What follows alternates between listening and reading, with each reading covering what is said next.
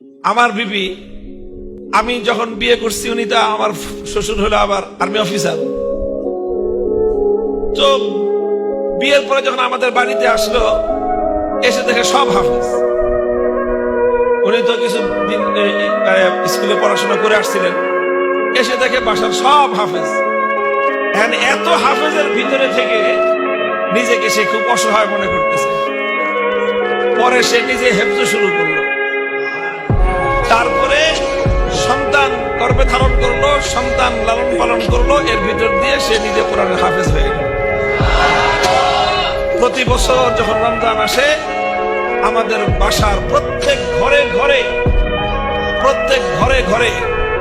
তারাবিহের নামাজ আদায় করে মেয়েরা, এবং প্রত্যেকটা রুমে কোরআনের খতম হয়।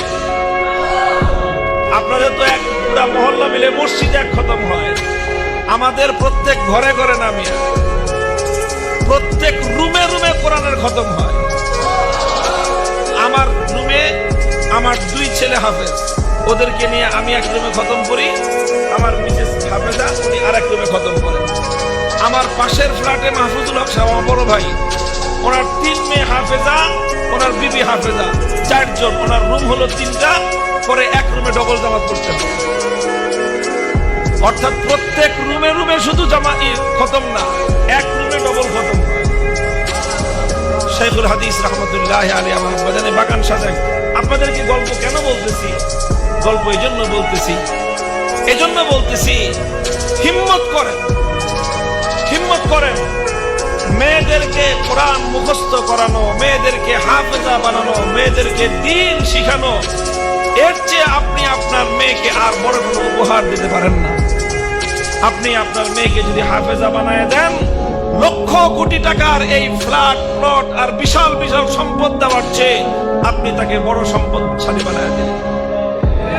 আমার এক বোন মদিনা শরীফে ছিলেন 35 বছর, সারা দুনিয়া জুড়ে এখন তার ছাত্র। পাকিস্তানের তকি উসমানী সাহেবের ভাগিনা, রফি উসমানী সাহেবের ভাগিনা, সব আমার বোনের ছাত্র।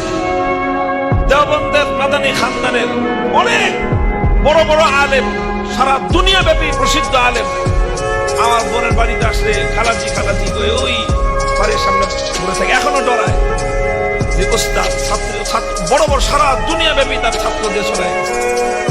কোরআনের হিফজ আল্লাহ পাক রব্বুল আলামিন এটাকে মনে হয় যে পুরুষদের চেয়ে মেয়েদের জন্য এটা অনেক বেশি উপকারী হয়। কারণ যেই ঘরে হাফেজা মেয়ে থাকে, ওই ঘরে কোরআনের তেলাওয়াত অনেক বেশি হয়। পুরুষরা তো ঘরে কম থাকে, মহিলারা ঘরে বেশি থাকে। মহিলা যদি হাফেজা হয়, তাহলে তার প্রচুর পরিমাণ কোরআনের তেলাওয়াত হয়। যেই ঘরে কোরআনের তেলাওয়াত হয়, সেই ঘরের চেয়ে বেশি রহমত কোন ঘরে বর্ষিত হয়। এই জন্য কেউ যদি চান নিজের ঘর আল্লাহর রহমতের দ্বারা আলোকিত থাকুক, কেউ যদি চান নিজের ঘরের মধ্যে রাত দিন আল্লাহর রহমত বর্ষিত হোক, ঘরের মেয়েদেরকে কোরআন শিখান, কোরআনের হাফেজা বানায় দেন। দুনিয়ার অনেক বড় ডিগ্রি অর্জন করে একটা মেয়ে যেই পর্যন্ত পৌঁছতে পারবে, এক মেয়ে কোরআনের হিফজের বদৌলতে ইনশাআল্লাহ দুনিয়া এবং আখিরাতে তার চেয়ে অনেক বেশি অগ্রসর হতে পারবে।